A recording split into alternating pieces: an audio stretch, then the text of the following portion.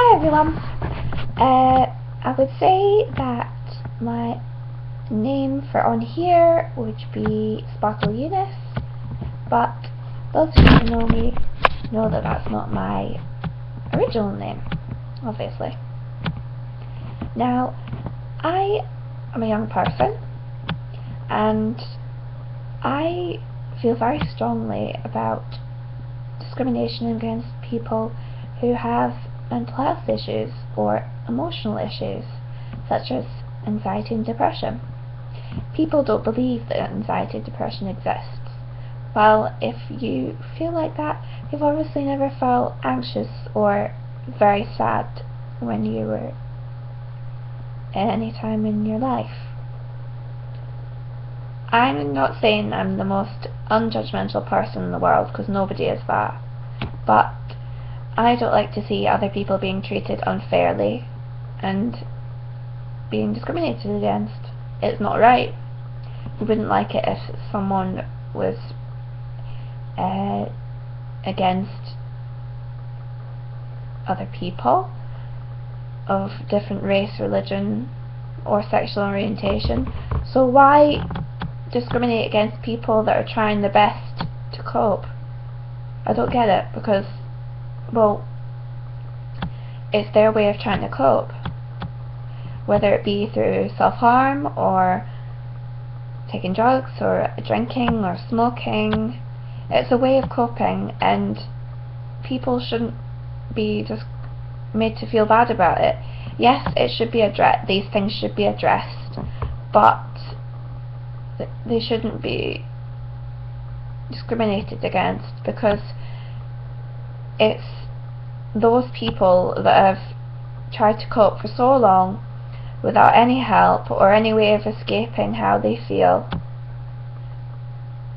and people are just being horrible and saying really horrible things. Why do they need to say it? I don't get it. I mean, it's not as if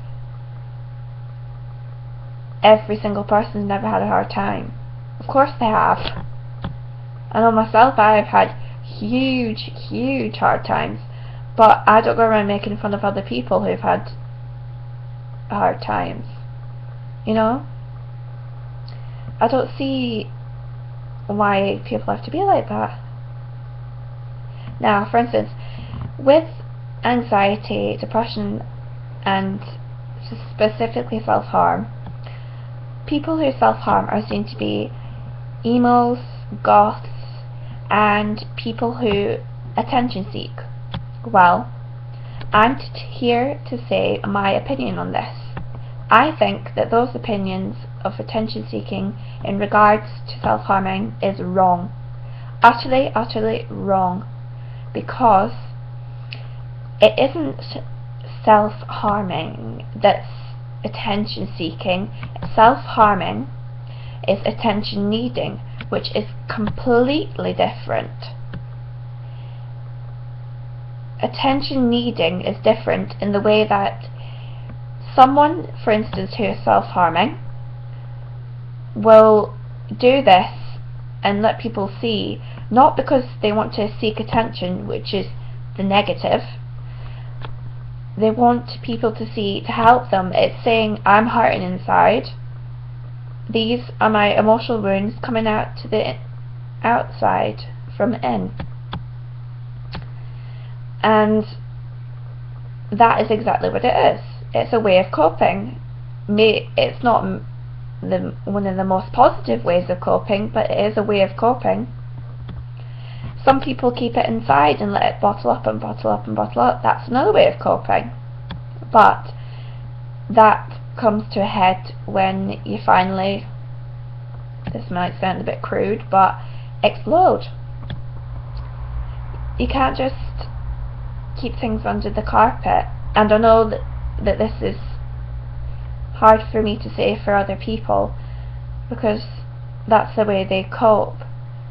I just want them to know that I'm not trying to be judgmental or anything. I'm just saying that sometimes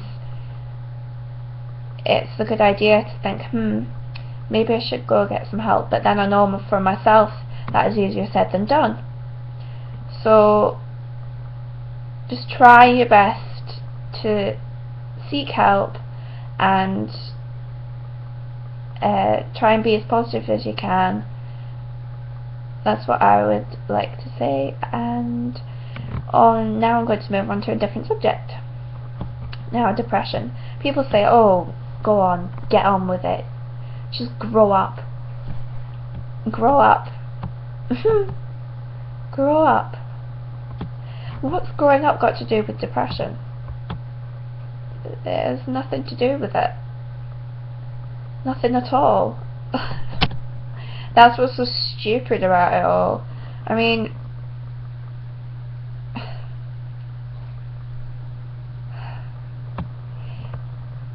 if someone with depression could make it go away and grow up and get on with it, then they would. They absolutely would. But it's something that you can't just make go away like that. It's more serious than a click of the fingers, you know? And there's loads of help out there for people. Like, if you go see your GP and explain how you feel, they can help.